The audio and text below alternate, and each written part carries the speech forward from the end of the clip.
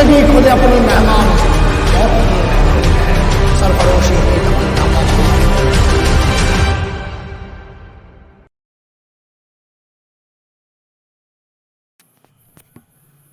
Hello dear student, मैं doctor Saurabh Dwivedi Civil Defence Academy में आपका स्वागत करता हूँ। आज का टॉपिक है that is the chemical bonding. देखो, केमिकल बॉन्डिंग से थोड़ी बहुत बातें आपको बेसिक ही बतानी है, क्योंकि जो इनऑर्गेनिक पोर्शन है वही आप में बहुत इंपॉर्टेंट है। एटॉमिक, रेडियो और इनऑर्गेनिक पोर्शन, उसी पे ही आप प्रैक्टिस करिए। केमिकल बॉन्डिंग में मैं आपको इन्फॉर्म कर दूंगा कि बॉन्डिंग कैसे होते हैं, यानी कोवेलेंट, कोऑर्डिनेट और हाइड्रोजन, ये सारी बॉन्डिंग के बारे में मैं बता दूंगा। देखो, केमिकल बॉन्डिंग में सबसे पहला पॉइंट होता है that is the ionic bond. ठीक है, आयनिक बॉन्ड का मतलब होता है, इसको हम इलेक्ट्रोवैलेंट बॉन्ड कहते हैं। आयनिक बॉन्ड का मतलब क्या हुआ, बॉन्डिंग की आवश्यकता ही पहले क्यों होती है ये समझ लो। हर बंदा स्टेबिलिटी चाहता है। ठीक है, तो जब भी आप बॉन्ड फॉर्मेशन करते हो तो चाहते हो कि आपके ऑक्टेट कंप्लीट हो जाएं। ऑक्टेट कंप्लीट का मतलब होता है कि जो बाहरी कक्षा है उसमें आपके 8 इलेक्ट्रॉन आ जाए, यही आपका सिद्धांत होता है किसी भी बॉन्ड फॉर्मेशन का। तो थोड़ा सा जल्दी से देखते हैं आयनिक बॉन्ड। अब ज़रा सा देखिए ना, एग्जांपल से ही समझते हैं आयनिक क्यों है और इसमें होता क्या है। जैसे अब बच्चा एक पूछता है आयनिक बॉन्ड कैसे पहचानेंगे, तो शॉर्ट ट्रिक मैं बता दे रहा हूँ।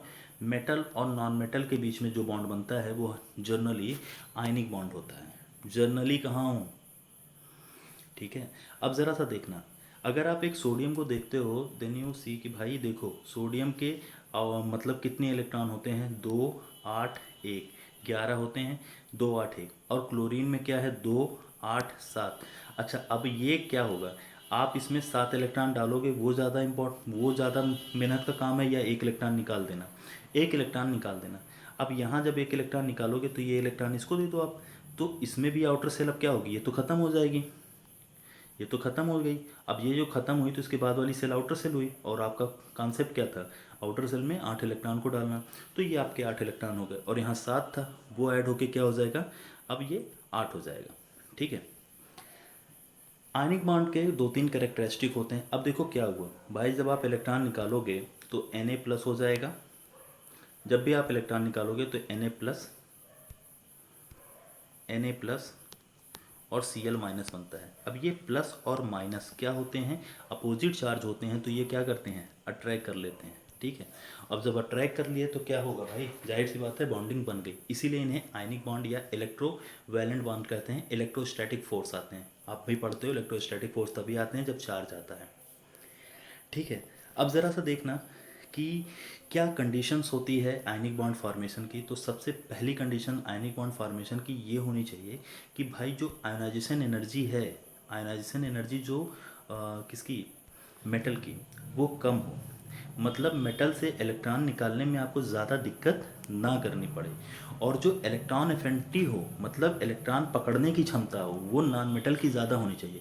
अब पता चला आपने इलेक्ट्रॉन निकाला, वो ऐसे बैठे हैं, ऐसे बैठे हैं, क्या है भैया, कुछ नहीं। तो वो पता चला इलेक्ट्रॉन भाग गया, अब बांड तुमसे बनाना था कहीं और भाग गया। तो इलेक्ट्रॉन एफिनिटी भी उसकी बड़ी अच्छी होनी चाहिए, इलेक्ट्रॉन कैप्चरिंग क्षमता भी, मतलब आप निकाले नहीं थी वो खींच लिया। इसमें जो एक जनरल प्रॉपर्टी पूछी गई है वो पूछी गई है मेल्टिंग और बॉइलिंग पॉइंट। तो जितने भी आयनिक कंपाउंड होते हैं उनकी मेल्टिंग और बॉइलिंग पॉइंट बहुत अच्छा होता है, क्योंकि इलेक्ट्रोवैलेंट बॉन्ड है। अब ज़रा सा एक चीज़ और देखना, इसमें कंडक्टर की बात करते हैं। ठीक है, हाँ, तो मैं ये कह रहा था कि इनकी कंडक्टिविटी की बात आती है।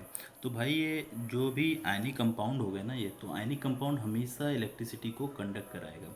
लेकिन बेटे कंडक्टिविटी के लिए क्या होनी चाहिए, मॉल्टेन स्टेट हो या वाटर के अंदर हो। जैसे जो आपका नमक होता है NaCl, अब वो तो जुड़ा होता है ना, Na+ और Cl- के फॉर्म में नहीं होता ना, ये तो फ्यूज कर जाते हैं। होता क्या है बेटा, जैसे अगर मैं आपसे ये कह दूं क्या सॉलिड NaCl कंडक्टर है, तो कभी नहीं हो सकता, कभी नहीं हो सकता सॉलिड। ठीक है, बट मॉल्टेन यानी पिघला हुआ स्टेट या लिक्विड स्टेट, यानी जब उसको पानी में घोल दें, जैसे आप पानी में घोलते हो तो Na+ आयन अलग और Cl- आयन अलग हो जाते हैं। ठीक है, अब देखिएगा एक चीज़, सॉलिड स्टेट में बहुत बैड कंडक्टर होते हैं, वो एयर पॉइंट क्लियर हो गया। ये ज़्यादातर सॉल्बल होते हैं वाटर में, बट ज़रा सा इलोबरेट करके मैं ये कहूँ कि ये सॉल्बल होते हैं पोलर सॉल्वेंट में। एक लाइन है NCERT की, लाइक डिजॉल्व लाइक, यानी अगर आप पोलर कंपाउंड हैं, यानी आप चार्ज को रखते हैं अपने सर पे, यानी प्लस माइनस दो पोल हो गया ना, तो आप उसी लिक्विड में डिज़ोल्व होंगे जो प्लस माइनस के फॉर्म में होता है। अब वाटर क्या आ जाएगा, plus O H, plus H और ओ एच माइनस में, ठीक है। अब फटाक से देख लेते हैं, जाहिर सी बात है इंसॉल्युबल हो जाएगा नॉन पोलर में। अब ज़रा सा हम कोवैलेंट के बारे में देखते हैं। देखो यार, कोवैलेंट मॉलिक्यूल जो मतलब कोवैलेंट जो बॉन्ड होता है ना, वो इलेक्ट्रॉन की शेयरिंग से होता है। मतलब भाई उसमें क्या है, एक बंदा ये है और ये भी है, तो क्या होगा ना, ये ढेर सारे अपने इलेक्ट्रॉन इनको दे सकते हैं, ना उतने इलेक्ट्रॉन ये होल्ड कर सकते हैं। तो शेयरिंग में क्या होता है, ये म्यूचुअल शेयरिंग वर्ड यूज करनी चाहिए कि म्यूचुअल कंट्रीब्यूशन होता है। मतलब ऐसा नहीं है कि भाई कोई एक बंदा उसमें पार्टिसिपेट कर रहा है, नहीं, काउंट्री होगी और बराबर की होगी। अब जो आप एक इलेक्ट्रॉन ये रखा है, इलेक्ट्रॉन ये रखा, तो ये इलेक्ट्रॉन एक बॉन्ड फॉर्मेशन कर लेता है। तो होता क्या है, सपोज दैट इसमें 7 इलेक्ट्रॉन थे, 2 2 4 2 6 1 7, इनके पास भी 7 थे, ठीक है। अब आप कहोगे सर अब 7 इलेक्ट्रॉन थे तो ये कैसे 8 हो गया, आपने तो ऑक्टेट का। तो होता क्या है, ये जो दोनों इलेक्ट्रॉन आपको मैं बता रहा हूँ ना, ये ऑसिलेट करते हैं। एक समय में ये पूरा बॉन्ड इनके सापेक्ष काम करता है और उसी पल में ये इसमें। तो 7 और ये 2 सॉरी 6 और एक ये पार्टिसिपेट किया 7 और एक ये वाला इलेक्ट्रॉन यानी 8। ऐसे 2 2 4 2 6 1 7 और ये वाला 8। तो इस तरह से म्यूचुअल शेयरिंग में हो जाता है। कोऑर्डिनेट बॉन्ड जो होता है बेटा, ये ज़्यादातर नॉन मेटल्स के बीच में होते हैं, क्योंकि नॉन मेटल्स के आउटर सेल में इलेक्ट्रॉन बहुत ज़्यादा होते हैं। तो वो होता क्या है, वो 8 के नंबर के करीब बहुत होते हैं। इसीलिए हम ज़्यादातर कोशिश करते हैं कि कोवैलेंट बॉन्ड जो होते हैं वो देखना नॉन मेटल्स के बीच में होंगे। जैसे मैंने वहाँ बताया एन के बीच में जो बॉन्ड बनते हैं जनरली वो कोवैलेंट होते हैं, ठीक है। अब देखो इसमें भी कई तरह के होते हैं, पोलर कोवैलेंट होता है, नॉन पोलर कोवैलेंट होता है। तो उतनी बातें हम नहीं बता सकते, ठीक है। हमें 10 मिनट 15 मिनट के वीडियो में हम उतनी चीज़ें नहीं डिटेल में बता सकते, बट जहाँ से क्वेश्चन ओरिजिनेटिंग है वो तो बात कर सकते हैं ना। तो क्वेश्चन ओरिजिनेटिंग पे आ जाते हैं। सबसे पहला पॉइंट है हमारे पास, और वो पॉइंट है हमारा फिर से प्रॉपर्टी पे, मेल्टिंग और बॉइलिंग पॉइंट हाई नहीं होती है बेटा, ठीक है। मेल्टिंग और बॉइलिंग पॉइंट हाई नहीं होती है।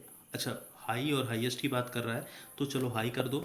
अगर कभी आयनिक से हाई या लो की बात करेगा तो आप क्या कहोगे, आप ये कह देना कि melting point in compare to ionic low होती है, ठीक है। उसमें हाईएस्ट दिया हुआ है इसीलिए मैं ऊपर उसको वो किया था, स्क्रॉल किया था। कंडक्टिविटी की बात करो, जनरली ये कंडक्टिविटी नहीं होती भाई ना, इलेक्ट्रॉने नहीं है, शेयरिंग में बनाए पड़े हो, कहाँ से आए बना लोगे। तो जनरली जो ऐसे बॉन्ड होते हैं कोवैलेंट वाले वो नहीं कर पाते, बट ग्रेफाइट कर लेता है। ग्रेफाइट में होता क्या है, ग्रेफाइट लेयर स्ट्रक्चर होती है, ऐसे लेयरिंग स्ट्रक्चर होती है, ठीक है। और ये यहीं छुप के बैठा होता है इलेक्ट्रॉन। तो ये क्या करता है भाई, फ्री इलेक्ट्रॉन दिख गया ना आपको, और फ्री इलेक्ट्रॉन दिख गया तो आप बोल दो कंडक्टिविटी, ठीक है। अब बताइए, इन पे चार्ज तो डेवलप नहीं होगा क्योंकि ये शेयरिंग पे हैं, कोई एक लेके भाग नहीं पाएगा। म्यूचुअल शेयरिंग है ना, आप अपना इलेक्ट्रॉन ले लोगे, जैसे थे वैसे ही रह जाओगे। तो ये क्या होते हैं, ये वाटर में इंसॉल्युबल होते हैं, क्योंकि ये जो होते हैं ये एक तरह के कैसे कंपाउंड हो जाते हैं, नॉन पोलर कंपाउंड हो जाते हैं, ठीक है। और ये जनरली डिज़ोल्व होते हैं ऑर्गेनिक सॉल्वेंट को ही हम नॉन पोलर सॉल्वेंट कहते हैं। बाई डायरेक्शनल का मतलब मैं वही बताया कि ये ऑसिलेटिंग होते हैं, ठीक है। ये हमेशा ऑसिलेट करते रहते हैं इलेक्ट्रॉन्स। लेकिन भाई ये पॉइंट जो है, ये पॉइंट प्लीज़ इसको तो एकदम भाई अपने दिमाग में डाल लो, ठीक है। ये पॉइंट बहुत भयानक पॉइंट है, ग्रेफाइट वाला बहुत भयानक पॉइंट है, ठीक है। कोऑर्डिनेट बॉन्ड या डेटिव बॉन्ड, देखो भाई अभी एक चीज़ हमने इसीलिए क्लियर किया, मैं क्लासरूम में भी कहता हूँ 90% बच्चे यही कहते हैं कि जो बॉन्ड इलेक्ट्रॉन की शेयरिंग से बनता है कोवैलेंट, ऐसा नहीं, म्यूचुअल शेयरिंग। अब अभी क्या बताया था मैंने, अभी मैंने बताया था कि बंदा ए है और बी है, ठीक है। ये अपना इलेक्ट्रॉन लाए, ये अपना इलेक्ट्रॉन लाए, ऐसा है, ठीक है। इसमें क्या होता है, इसमें ए के पास कोई इलेक्ट्रॉन नहीं है, देने के लिए कोई इलेक्ट्रॉन नहीं है, बस क्या है, इनकी इच्छा है मिल जाए मिल जाए। ये इस तरह से इनको शेयर करते हैं। ये कोऑर्डिनेट बॉन्ड का एक सिंबल है, याद रखेंगे, इसी पे पूरा कोऑर्डिनेट केमिस्ट्री भी है। क्योंकि कोऑर्डिनेट कंपाउंड में हमेशा बॉन्डिंग जो होती है वो कोऑर्डिनेट बॉन्डिंग होती है, ठीक है। देन एक ये जो होता है इसमें एक लोन पेयर होता है, एक एलपी होता है। एक एलपी का मतलब होता है 2 इलेक्ट्रॉन, ठीक है। एक एलपी का मतलब होता है 2 इलेक्ट्रॉन, ठीक।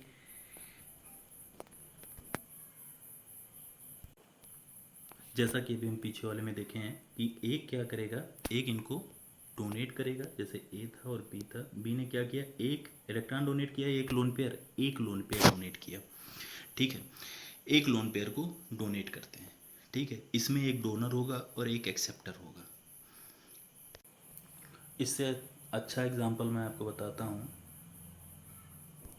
कोऑर्डिनेट बॉन्ड का, और बहुत प्यारा एग्जांपल है। H प्लस, ठीक है। H प्लस यानी अगर H प्लस कहीं जाके जुड़ता है तो वो हमेशा कोऑर्डिनेट बॉन्ड से जुड़ता है।